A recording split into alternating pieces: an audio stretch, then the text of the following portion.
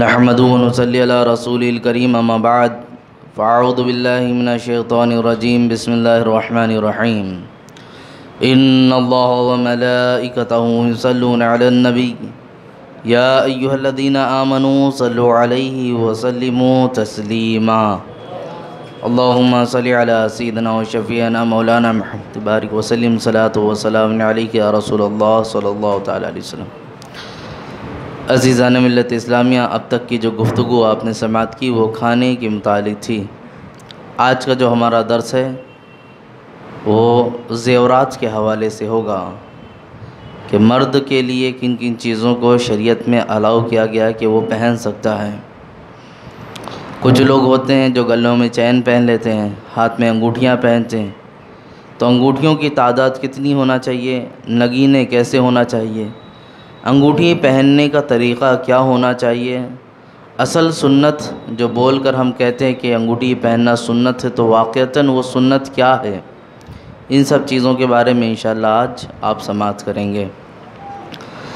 صحیح حدیث ہے، صحیح مسلم میں حضرت انس رضی اللہ عنہ سے مروی ہے کہ رسول پاک صلی اللہ علیہ وسلم نے جب یہ ارادہ فرمایا کہ کیسر و کسریٰ و نجاشی کو خطوط لکھے جائیں تو کسی نے یہ عرض کی کہ وہ لوگ بغیر مہر کے خط کو قبول نہیں کرتے۔ حضور صلی اللہ علیہ وسلم نے چاندی کی انگوٹھی بنوائی جس میں یہ نقش تھا محمد الرسول اللہ۔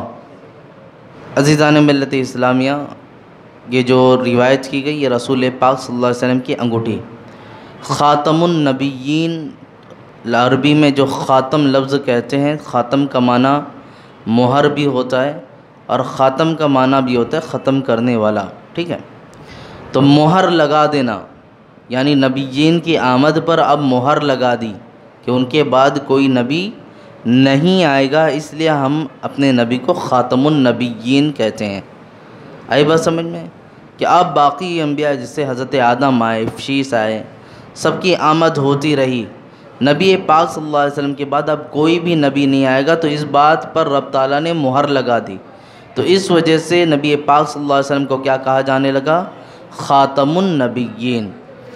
خاتم کا معنی مہر ہوتا ہے۔ اب نبی پاک صلی اللہ علیہ وسلم کے ہاتھ میں جو انگوٹھی تھی تو وہ کب بنی، کس وجہ سے آپ نے بنائی، تو اس کی بات پیش کرتے ہیں کہ قیصر و کسریٰ جو اس وقت کے سپر پاور کہلائے جاتے تھے، جب حضور سرور کائنات صلی اللہ علیہ وسلم کا ایک ایک وفد جاتا پیغام دینے کے لیے، اسلام کی دعوت دینے کے لیے، تو عام طور پر بہت ساری جگہوں پر یوں ہی بھیج دیا گیا، لیکن ان کے درمیان ایسا معاملہ تھا کہ ان کے پاس جو بھی آتا تو خط ہونا چاہیے، اس پہ مہر بھی ہونا چاہیے۔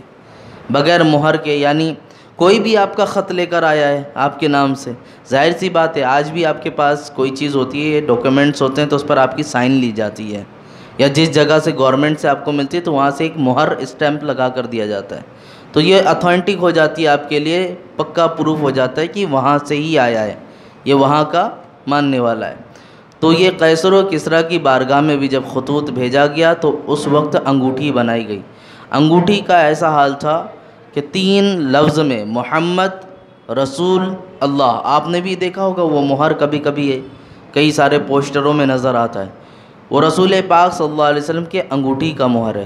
آپ اسے اپنے انگوٹھی کو اس طرح لیتے، مہر میں لگا کر اور یوں دبا کر خطوط کو روانہ کیا کرتے تھے۔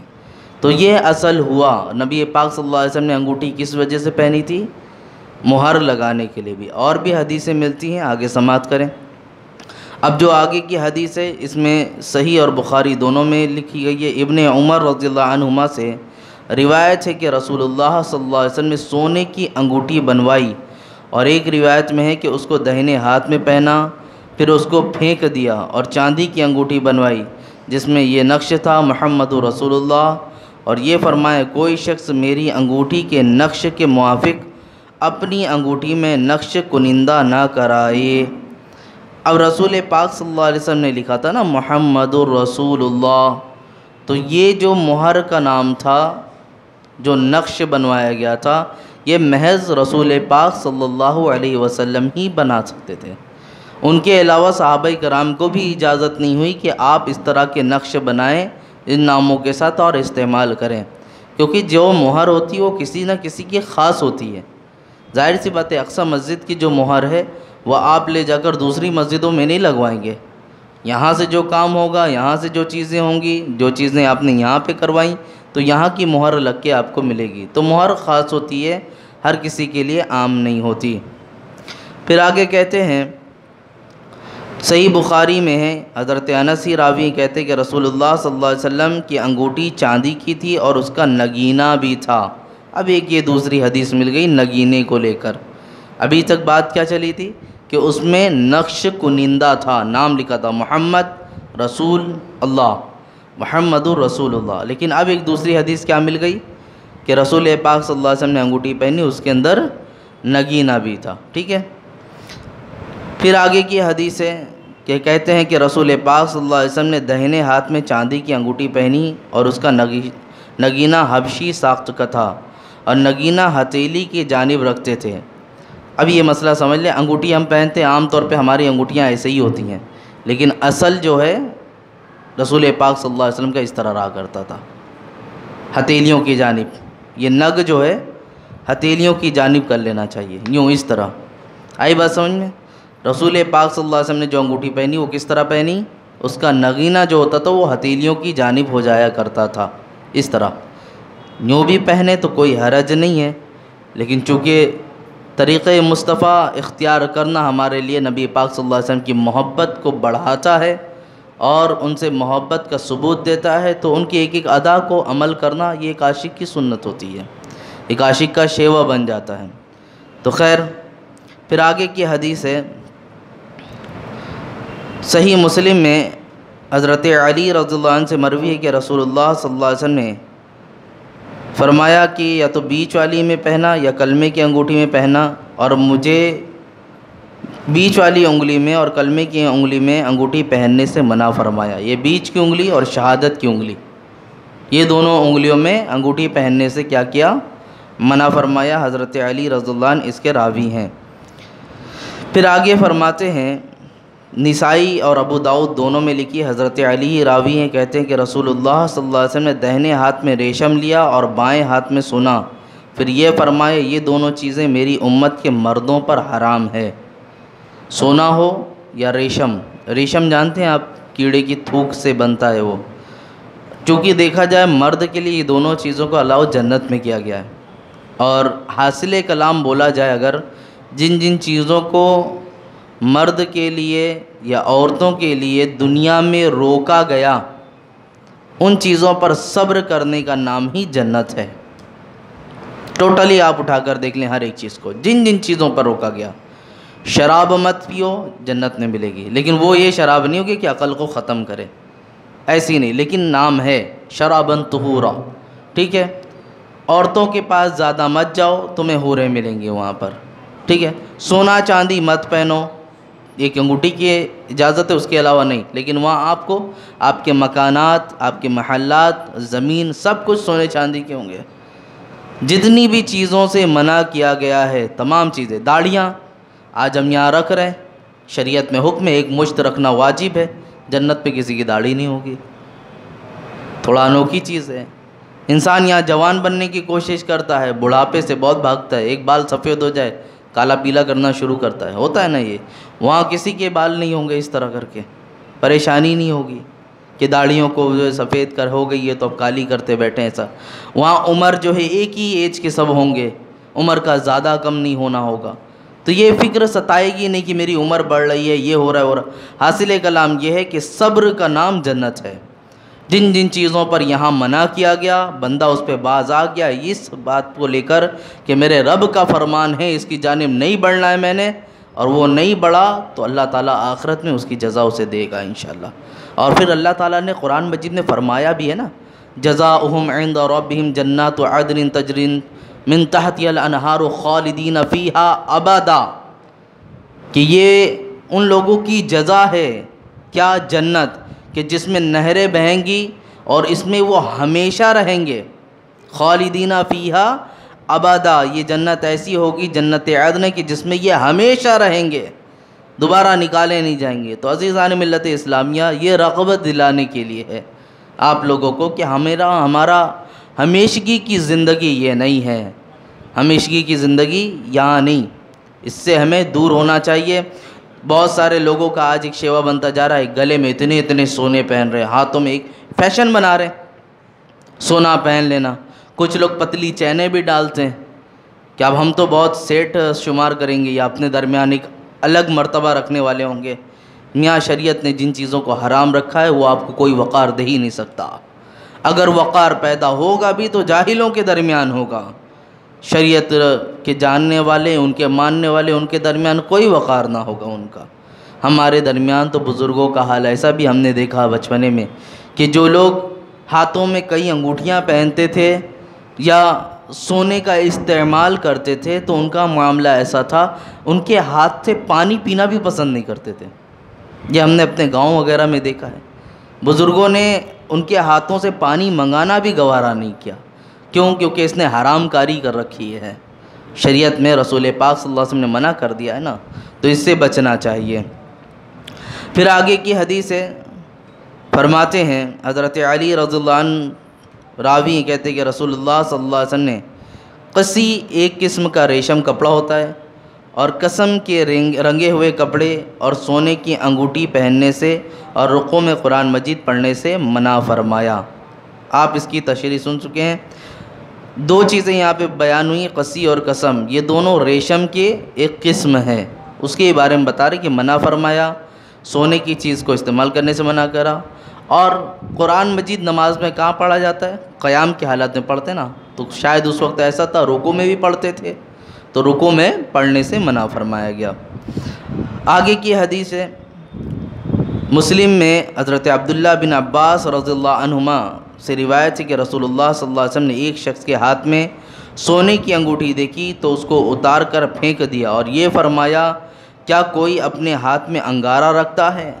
جب حضور صلی اللہ علیہ وسلم تشریف لے گئے تو کسی نے ان سے کہا کہ اپنی انگوٹھی اٹھا لو اور کسی کام میں لانا۔ انہوں نے کہا، نہ، خدا کی قسم میں اسے کبھی نہ لوں گا، جبکہ رسول اللہ صلی اللہ علیہ وسلم نے اسے پھینک دیا۔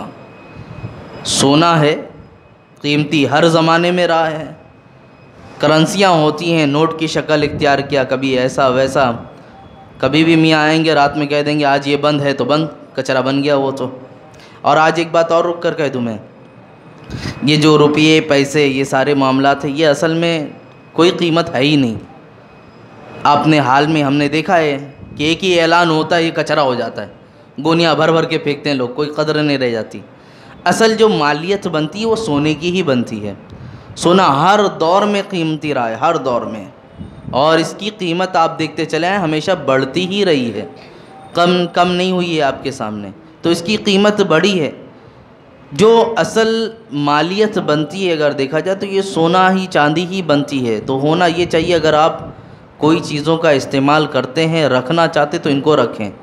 پیسوں کو جمع کرنا، کبھی بھی ان چیزوں میں تباہیاں آ جائیں گی۔ آج آپ کو بتاؤں، ایک ریسرچ کے مطابق یہ بات ہم تک موصول ہوئی کہ اس وقت ہندوستان میں جو کرنسی ہے شکل میں، پیسوں کی شکل میں 3% بچی ہے، صرف 97% جو پیسے گھوم رہے ہیں وہ صرف لوگوں کے موبائل پہ نمبر ہیں، ادھر سے ادھر ٹرانسفر ہو رہے ہیں، ادھر سے ادھر ٹرانسفر ہو رہے ہیں، گوگل پے، فون پے، یہاں پہ وہاں پہ سب ہو رہا ہے۔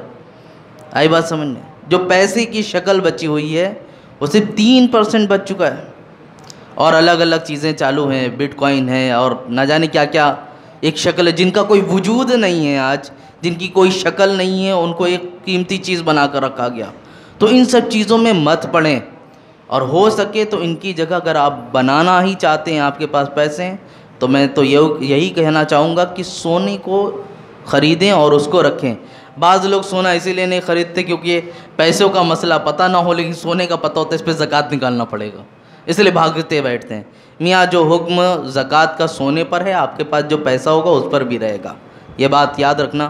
انشاءاللہ موقع آگے ملے گا، جمعہ میں زکوٰۃ پر بھی بیان ہوگا، لیکن ابھی فی الحال کے لیے میں جو کہنا چاہتا ہوں اس کو سماعت کریں کہ یہاں پر صحابی رسول صلی اللہ علیہ وسلم انہوں نے کیا پہنا تھا؟ سونے کی انگوٹھی۔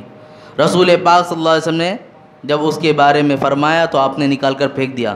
کہنے والوں نے کہا کہ وہ اٹھا لیجئے، آپ دوسرے کام میں لے لیں، مت استعمال کریں۔ جملہ قابل غور تھا کہ جس چیز کو رسول پاک صلی اللہ علیہ وسلم نے پھینک دیا اس کو میں نہیں اٹھا سکتا، اگرچہ وہ لاکھوں کی ہو۔ تو یہاں پر رسول پاک صلی اللہ علیہ وسلم کی باتوں کی اہمیت ہے کہ میرے آقا نے جن چیزوں کے بارے میں منع کر دیا اب ہم نے دور رہنا ہے، اسے ہم نے اختیار نہیں کرنا ہے، یہ ہمیشہ یاد رکھیں۔ عزیزان ملت اسلامیہ، یوں ہی آخر کی حدیث سماعت فرما لیں۔ فرماتے ہیں ابو داؤد اور نسائی دونوں میں حضرت معاویہ رضی اللہ عنہ سے روایت ہے کہ رسول اللہ صلی اللہ علیہ وسلم نے چیتے کی کھال پر سوار ہونے سے اور سونا پہننے سے ممانعت فرمائی، مگر ریزہ کر کے، یعنی اگر کپڑے میں سونے کی باریک باریک ریزے لگائے جائیں تو ممنوع نہیں۔ اس کی حکمت بھی بتا دیتا ہوں، بات تو سمجھ میں آ گئی ہوگی۔ ڈائریکٹ سونا پہننے سے منع کیا گیا، لیکن اس کے تار سے کچھ کام کیا گیا ہو کپڑوں میں، یا کچھ نقش و نگار کر دیا گیا ہو، تو اس طرح کی چیزیں ہیں تو وہ استعمال میں ہونے والی چیزیں، نہ کہ ہماری زینت کے لیے ہوتا ہے۔ جیسے ہمارے دانت ہوتے ہیں، بہت سارے لوگ کیپ بیٹھاتے ہیں نا دانت میں، چاندی کے دانت لگوائے یا سونے کے کرواتے کیپ بٹھاتے ہیں، تو اس کا استعمال کرنا جائز ہے، کیونکہ اب یہ جو چیز ہے اس کو ہمارے لیے کیا ہوتا ہے کہ ہم بطور زینت استعمال نہیں کرتے، یہ ہمارے استعمال میں آ جاتا ہے۔ یہی معاملہ گھڑی کا بھی ہے، یہی معاملہ گھڑی کا بھی ہے۔ جو گھڑی کے ڈائل ہوتے ہیں وہ آخر میں کیا ہوتے ہیں؟ میٹل ہے نا، چاندی سونا ہوتا ہے کیا؟ نہیں ہوتا نا، میٹل کی ہوتی ہے نا گھڑی۔ آپ نے دیکھا ہوگا کوئی سونے چاندی کی پہنتا ہو الگ بات ہے، لیکن اکثر و بیشتر جو پہنتے، اب اس میں جو زنجیر لگی ہوتی ہے میاں، وہ زنجیر کا کام کیا ہوتا ہے؟ کیا اس کے بغیر گھڑی نہیں چل پائے گی؟ تو فقہاء نے یہ فرمایا زنجیر کی جگہ وہاں پر پٹے لگائے، کیونکہ زنجیر ضرورت کے مطابق نہیں، وہ ڈائل ضرورت کے مطابق ہے، آپ کو ٹائم بتاتا ہے، اس لیے اس کا میٹل کا ہو جانا استعمال میں آیا، اور یہ زنجیر جو ہو گئی یہ آپ کی زینت کے لیے ہو گئی، لہٰذا اس کا پہننا ہمارے لیے درست نہیں۔ اور یہی وجہ ہے کہ یہ چین والی گھڑی پہن کر بہت سارے لوگ جو نماز پڑھتے ہیں، نماز مکروہ ہوتی ہے۔ ہاں کچھ لوگ سیریمک کی بھی پہنتے ہیں، وہ سیمنٹ کی ہوتی ہے، اس کا کوئی مسئلہ ہی نہیں ہے، وہ پہن سکتے ہیں، کوئی حرج نہیں۔ پلاسٹک کی ہو پہن سکتے، کوئی حرج نہیں۔ میٹل کے بارے میں فرمایا گیا یہاں سب چیزیں، تو اس پر ہمیشہ دھیان رکھیں۔ آگے فرماتے ہیں امام مالک رحمۃ اللہ تعالیٰ علیہ موطا شریف میں فرماتے کہ بچوں کو سونا پہنانا برا جانتا ہوں، کیونکہ مجھے یہ حدیث پہنچی ہے رسول اللہ صلی اللہ علیہ وسلم نے سونے کی انگوٹھی سے ممانعت فرمائی، لہٰذا مردوں کے لیے برا ہے، چھوٹے اور بڑوں دونوں کے لیے برا ہے۔ کچھ بچوں کا حال ایسا ہے، ہم نے دیکھا ہے باضابطہ ان کو چین بنا کر دے رہے ہیں۔ ہمارے مدرسے میں پڑھنے والا ایک چھوٹا سا بچہ ہے، اس کی عمر کتنی ہوگی؟ بہت زیادہ ہوگا، 4 یا 5 سال کا بچہ ہوگا، لیکن وہ چین پہنا ہوا، اس میں ایک نگ بھی لگا ہوا تھا۔ میں نے کہا یہ کون لا کے دیا؟ کہا میرے برتھ ڈے میں میرے بڑے ابا نے دیا ہے مجھے، برتھ ڈے کے موقع پر کچھ اور نہیں ملا، یہ دے دیا، کاش کہ کچھ اچھی چیز تھمایا ہوتا۔ اور کچھ لوگوں کا حال ایسا ہے کہ اجمیر شریف جاتے ہیں، اجمیر جانے کے بعد وہاں سے کڑا لے کر آتے ہیں، جوانوں کو بھی دیکھا ہم نے، وہ کڑا پہنتے ہیں، کہا جاتا ہے کہ اتار دو، نہیں ہے اجمیر کا ہے۔ کیا ہے؟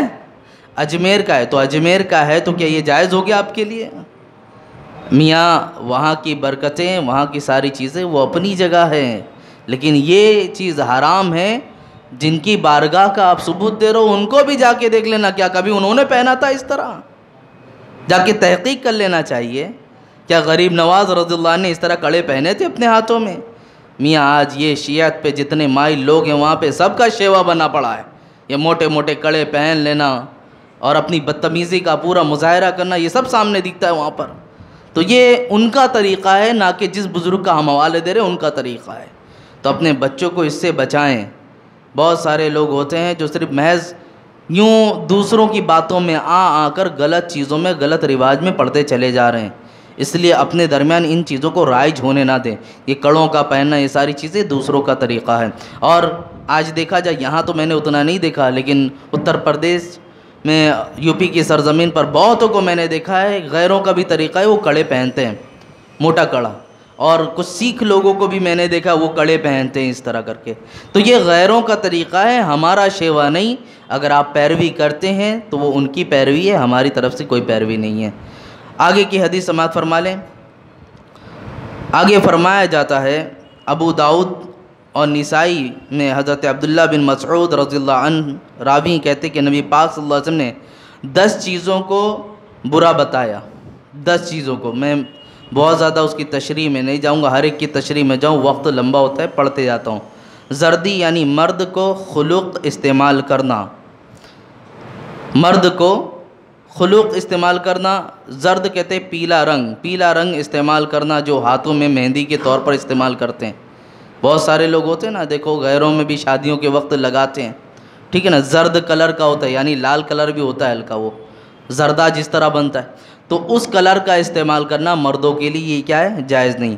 سفید بالوں میں سیاہ خضاب کرنا، کالا کلر جو کرا کے آتے ہیں، اس کے لیے سخت ممانعت ہے۔ کالا کلر چھوڑ کر تم کوئی سا بھی کلر کراؤ، شریعت میں اجازت ہے۔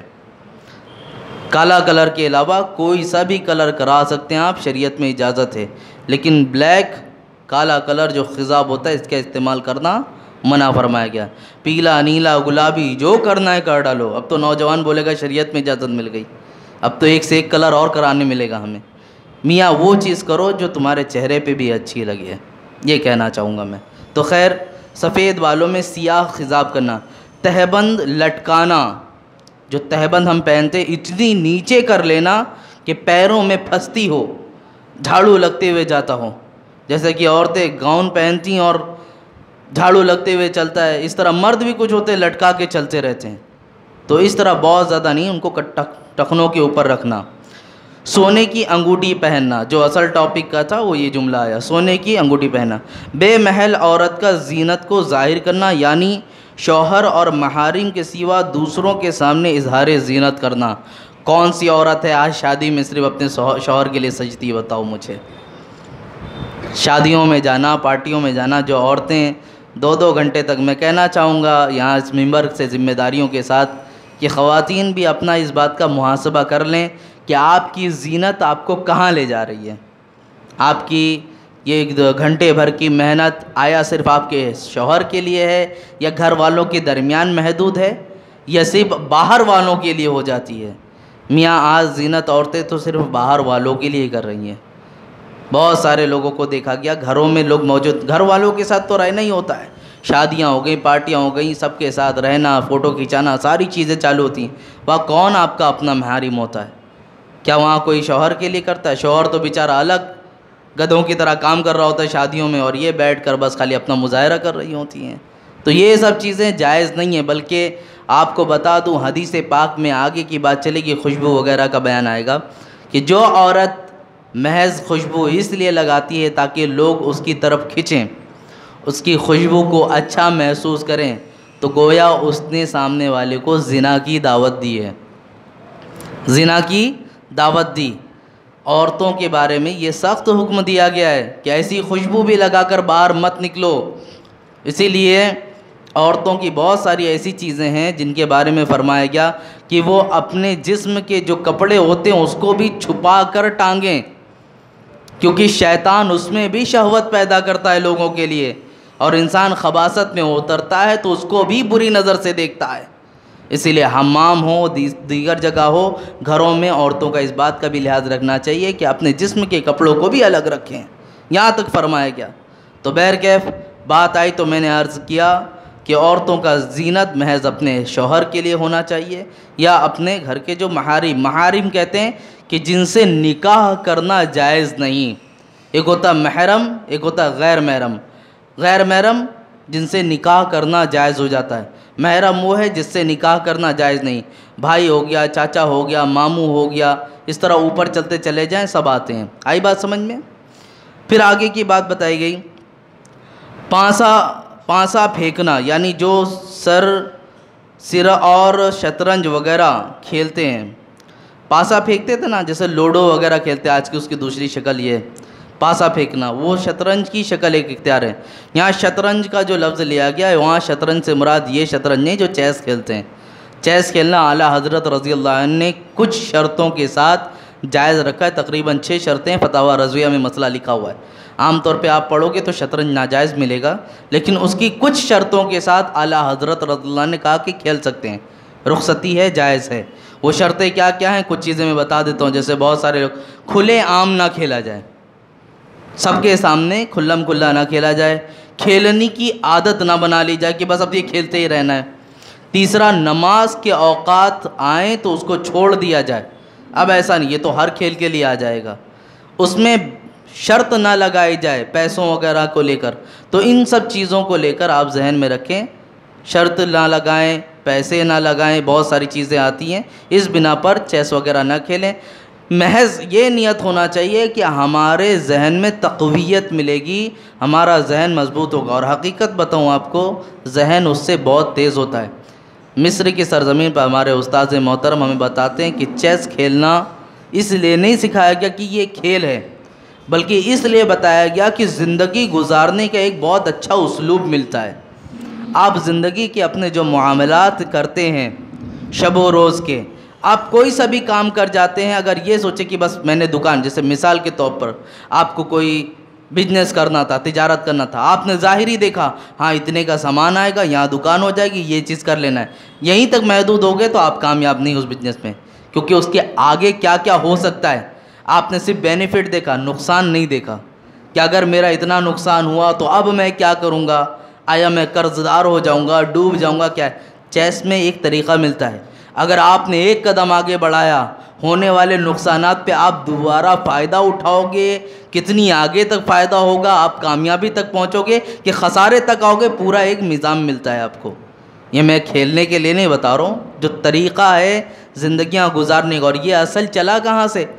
یہ اصل چلا ہے فرعون کے دور سے۔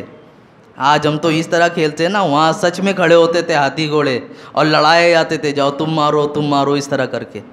تو خیر، ذہن کو تقویت دینے کے لیے، مضبوط کرنے کے لیے یہ سب چیزیں کرنا جائز ہے، لیکن جو شرط اعلیٰ حضرت نے لکھی وہ ضرور ہونا چاہیے۔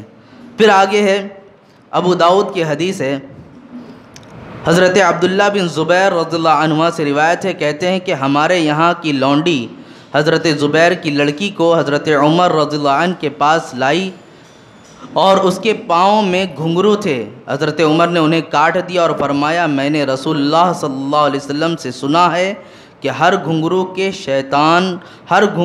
شیطان ہوتا ہے۔ جو بچیاں ہماری پہنتی ہیں نا، چھن چھن چھن کی آواز آتی ہے، یہ گھنگرو نہیں بجنے دینا چاہیے، کیونکہ یہاں بھی ایک چیز ہوتی ہے، اگر آپ بیٹھے ہیں چپ چاپ، پیچھے کون آیا گیا ابھی آپ کو پتہ ہی نہیں ہوگا، آپ مجھے دیکھ رہے ہیں، لیکن سیڑھی سے اترنے والا، چڑھنے والا کوئی بھی اگر خاتون ہو اور وہاں سے وہ چھن چھن کر کے اترے، اکثروں کی گردنیں ادھر پھر جائے گی کہ کون اس طرح گیا۔ تو آپ کی توجہ کا اس کی طرف مبذول ہو جانا کس بنا پر ہوا؟ اس کی پائل کی وجہ سے، اس کے گھنگرو کی وجہ سے۔ اور جب شیطان توجہ مبذول کرواتا ہے تو وہ شہوت بھی پیدا کرتا ہے، اس کو گندی نگاہ سے دیکھنے کی بھی کوشش کرواتا ہے، تو گویا زنا کی طرف مدعو کیا نا، اس نے بلایا، تو اس وجہ سے گھنگرو کا نہیں ہونا چاہیے۔ بلکہ میں نے تو یہاں تک بھی سن رکھا ہے بات کہ جس شوہر کی بیوی کے گھنگرو بجتے ہوں گھروں میں، اس شوہر کا جہنم میں جانا واجب ہے۔ یہاں تک سنا ہے میں نے، ہمارے استاد نے ہمیں بتایا تھا، جس شوہر کی بیوی کا گھنگرو بجتا ہو اس شوہر کا جہنم میں جانا واجب ہے۔ وجہ بہت اس میں تفصیل درکار ہے، وہی مدعو کرنا، دوسرے کی طرف توجہ کا مبذول کروا لینا اپنی جانب، یہ ساری چیزیں وہاں پر پائی جاتی ہیں۔ اسی لیے جو گھنگرو والے زیور ہوتے ہیں ان کو کوچ دینا چاہیے تاکہ وہ گھنگرو بجنے نہ پائے۔ مختصر سی چیزیں ہیں، زیادہ لمبا ٹاپک نہیں ہے، میں مختصر ہی آپ کے سامنے پیش کر رہا ہوں، اور بھی سن لیں۔ آگے فرمایا گیا کہ مرد کو زیور، اب مسئلے آ گئے ہیں آپ کے سامنے، سماعت کر لیں۔ مرد کو زیور پہننا مطلقاً حرام ہے، صرف چاندی کی ایک انگوٹھی جائز ہے جو وزن میں 1 مثقال یعنی 4.5 ماشا سے کم ہو، اور سونے کی انگوٹھی بھی حرام ہے۔ آئی بات سمجھ میں؟ 1 مثقال چاندی کتنا ہوتا ہے؟ 4.5 ماشا، تو اس کی ایک مقدار بتائی گئی، وہ 4.5 ماشا کیا ہے؟ آپ سونار کی دکان پہ جائیں گے، بتائیں گے، ان کے درمیان وہ پیمانہ ہے، آپ کو وہ انگوٹھیاں بنا کر دے دے گا۔ پھر کہتے ہیں آگے، انگوٹھی صرف چاندی ہی کی پہن سکتے ہیں، دوسری دھات کی انگوٹھی پہننا حرام، مثلا لوہا، پیتل، تانبا، جست وغیرہ۔ ان دھاتوں کی انگوٹھیاں مرد و عورت دونوں کے لیے ناجائز ہے، صرف مردوں کے لیے نہیں، مرد و عورت دونوں کے لیے ناجائز ہے۔ لیکن آگے کا مسئلہ ہے، فرق اتنا ہے کہ عورت سونا بھی پہن سکتی ہے اور مرد نہیں پہن سکتا۔ حدیث میں ہے کہ ایک شخص کو حضور کی خدمت میں پیتل کی انگوٹھی پہن کر حاضر ہوئے، کیا بات ہے کہ میں تم میں بت کی بو آتی دیکھ رہا ہوں۔ انہوں نے وہ انگوٹھی پھینک دی۔ پھر دوسرے دن لوہے کی انگوٹھی پہن کر آئے، حاضر ہوئے تو حضور صلی اللہ علیہ وسلم نے فرمایا کیا بات ہے، میں تم کو جہنمیوں کا زیور پہنتے ہوئے دیکھ رہا ہوں۔ اس کو بھی اتارا، پھینک دیا اور عرض کیا یا رسول اللہ صلی اللہ علیہ وسلم کس چیز کی انگوٹھی بناؤں؟ فرمایا چاندی کی، اور اس کو ایک مسقال پورا نہ کرنا۔ آئی بات سمجھ میں؟ تو یہاں پر جو بات بتائی گئی وہ اصل کیا ہے آپ کے لیے کہ سونا، چاندی، لوہا، یہ کوئی بھی چیز، کچھ لوگ چھلے بھی پہنتے ہیں گول گول جس میں مطلب کچھ نگ نہیں ہوتا، اور آج کا نوجوان تو کچھ ایسا بھی انگوٹھے کی کچھ انگوٹھیاں پہن رہا ہے گول گول، میں نے دیکھا بچے بہت پہنتے ہیں۔ یہ سب چیزیں نکال دیں۔ میں بارہا کہتا ہوں دیگر چیزوں میں حکم الگ ہے، نماز میں آتے ہو نماز نہیں ہوتی، مکروہ تحریمی، واجب الاعادہ، یعنی اس نماز کا آپ کے لیے دوبارہ پڑھنا واجب ہو جاتا ہے، یہ یاد رکھیے گا، ٹھیک ہے۔ پھر آگے فرما رہے ہیں انگوٹھی سے مراد حلقہ نگینہ نہیں، نگینہ ہر قسم کا پتھر کا ہو سکتا ہے، عقیق، یاقوت، زمرجد، فیروز وغیرہ سب کا نگینہ جائز ہے۔ آپ چاہو تو جو سا بھی پتھر لگانا چاہو پتھر لگا دو، کچھ ڈائمنڈس وغیرہ کی بنانا چاہو اس کے بھی آپ بنوا سکتے ہو، ٹھیک ہے۔ آگے کی بات آتی ہے، فرماتے ہیں کہ مرد کو چاہیے اگر انگوٹھی پہنے تو اس کا نگینہ ہتھیلی کی طرف رکھے، اور عورتوں کا نگینہ ہاتھ کے پشت کی طرف رکھے۔ ان کا پہننا زینت کے لیے ہے، اور زینت اسی صورت میں زیادہ ہے کہ نگینہ باہر کی جانب رہے۔ مرد کے لیے زینت تو دکھانا نہیں ہے نا، اور اگر زینت کے لیے پہنتا ہے نیت کر کے تو مسئلہ دوسرا ہوگا۔ میں یوں ہی پہنتا ہے کہ انگوٹھی یہ پہن رہا ہوں بول کر کے تو کوئی حرج نہیں ہے، ٹھیک ہے۔ آگے کے فرماتے ہیں کہ انگوٹھی پر اپنا نام کنندہ کرا سکتا ہے۔ انگوٹھی پر آپ نے سنا کہ رسول پاک صلی اللہ علیہ وسلم کے مہر پہ جو نام تھا محمد رسول اللہ، وہ نہیں لکھوائے، لیکن اپنا نام لکھوانا چاہے تو وہ کرا سکتا ہے، اس میں کوئی حرج کی بات نہیں ہے۔ اور اللہ تعالیٰ حضور صلی اللہ علیہ وسلم کا نام پاک بھی کنندہ کرا سکتا ہے، کندہ کرا سکتا ہے، مگر محمد رسول اللہ یعنی یہ عبارت کنندہ نہ کرائے کہ رسول پاک صلی اللہ علیہ وسلم کے انگشتری پر 3 سطروں پر کندہ تھی۔ وہی بات جو میں نے آپ کے سامنے رکھی یہاں کتاب میں بھی درج کی گئی ہے۔ 3 مسئلے اور ہیں، سماعت کر لیں۔ انگوٹھی وہی جائز ہے جو مردوں کی انگوٹھی کی طرح ہو، یعنی ایک نگنے کی ہو، اور اگر اس میں کئی نگنے ہوں تو اگرچہ وہ چاندی ہی کی ہو مرد کے لیے ناجائز ہے۔ بہت بڑا مسئلہ ہے، اچھی طرح سماعت کر لیں۔ کچھ لوگ ایک ہی انگوٹھی پہن کر آتے ہیں، کئی نگ لگے ہوتے ہیں۔ انگوٹھی تو ایک ہی ہے لیکن نگ کئی ہوتے ہیں، ادھر ہے ادھر ہے، چھوٹے چھوٹے چھوٹے چھوٹے کئی نگ ہوتے ہیں۔ تو اس انگوٹھی کے بارے میں کیا ہے، اس کا بھی استعمال کرنا ہمارے لیے جائز نہیں۔ انگوٹھی ایک ہی ہو، نگ بھی ایک ہی ہو، اگر ویسی انگوٹھی پہن کر نماز پڑھ رہا ہوگا تو اس کی نماز مکروہ تحریمی واجب الاعادہ ہوگی، لہٰذا اس بات کا ہمیشہ خیال رکھیں۔ پھر کہتے ہیں کہ ہلتے ہوئے دانتوں کو سونے کے تار سے بندھوانا جائز ہے، اور اگر کسی کی ناک کٹ گئی ہو تو سونے کی ناک بنوا کر لگا سکتا ہے۔ ان دونوں صورتوں میں ضرورت کی وجہ سے سونے کو جائز کہا گیا، کیونکہ چاندی کے تار سے دانت باندھے جائیں یا چاندی کی ناک لگائی جائے تو اس میں تعفن پیدا ہوتا ہے، یعنی ایک طرح کا کالا پن آتا ہے یا دیگر چیزیں آتی ہیں، ہمیں وہ اچھا نہیں، کالا پن ہو جاتا ہے نا، چاندیوں میں آپ دیکھتے ہیں کالا ہو جاتا ہے، لیکن سونا اس طرح کالا نہیں پڑتا۔ تو اس لیے کہا گیا کہ اگر وہ چاہے تو چاندی کی جگہ سونے کا لگا سکتا ہے، لیکن چاندی بھی لگوانا چاہے تو حسب ضرورت اس کا بھی استعمال کر سکتا ہے۔ جب سونا جائز ہے تو چاندی تو بدرجہ اولا جائز رہے گا، سیدھا مسئلہ۔ آخری مسئلہ فرما رہے لڑکوں کو سونے چاندی کے زیور پہننا حرام، اور جس نے پہنایا وہ گنہگار ہوگا۔ اسی طرح بچوں کے ہاتھ پاؤں میں بلا ضرورت مہندی لگانا ناجائز، عورت خود اپنے ہاتھ پاؤں میں لگا سکتی ہے مگر لڑکے کو لگائے گی تو گنہگار ہوگی۔ ہمارے یہاں شادیاں ہوتی ہیں تو دلہن تو مہندی لگاتی ہے، دولہا بھی لگا کے آتا ہے، بولتے ہیں گھر والے بھی ارے پورا مت لگاؤ، چنگلیوں میں لگا دو، ہاتھ میں ایک چھوٹا سا بنا لو، پتہ تو چلے دولہا ہے۔ مطلب اب سارے دولہے ہونے کی ثبوت اب مہندیوں سے ہی ملنے والی ہیں، دوسری تو کوئی چیز ہے ہی نہیں۔ تو صحرا کاہے کے لیے بنواتے ہیں، اور پھر اس کو الگ گھوڑی پہ کیوں بٹھاتے ہیں؟ سب کے ساتھ میں ہی لے کے جانا چاہیے، اور جب پوچھے دولہا کون ہے تو ہاتھ اٹھا دے، اور مہندی دیکھ کے سمجھ میں آ جائے گا کہ ہاں یہی دولہا ہے کیونکہ مہندی لگا کر آیا ہے۔ یہ سب ڈھکوسلے ہیں اپنی فطرت پر عمل کروانے کے، اور کچھ نہیں۔ مردوں کو ان سب چیزوں سے بچنا چاہیے۔ آپ کو بتاؤں، ایک حدیث پاک میں رسول پاک صلی اللہ علیہ وسلم ایک صحابیہ کے درمیان تھے، آپ نے ان سے کوئی چیز طلب فرمائی تو پردے کے اندر سے انہوں نے ہاتھ نکالا اور یوں دینے کی کوشش کی، تو رسول پاک صلی اللہ علیہ وسلم نے چیز کو لیا اور کیا فرمایا کہ اپنے ہاتھوں پر مہندی لگاؤ تاکہ یہ بات پتہ چل سکے کہ یہ ہاتھ مرد کا ہے کہ عورت کا ہے۔ پتہ چلا مرد و زن میں خط امتیاز ہونے کے لیے، یہ فرق پیدا کرنے کے لیے مہندی لگانے کا حکم دیا گیا کہ عورتیں ان کا ہاتھ کیا ہے، مرد ان کا ہاتھ کیا ہے، یہ بھی عورت بننا شروع کر دیتے ہیں شادیوں کے دن سے مہندی لگا کر۔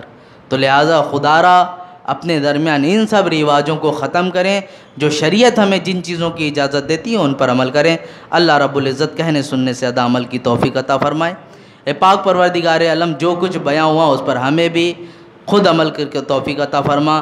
مولا تعالی حرام کاریوں سے ہم سب کی حفاظت فرما، حلال کھانے اور کمانے کی توفیق عطا فرما۔ وصلی اللہ تعالی علی خیر خلقہ محمد وآلہ وصحبہ اجمعین برحمتک یا ارحم الراحمین۔ السلام علیکم ورحمۃ اللہ وبرکاتہ۔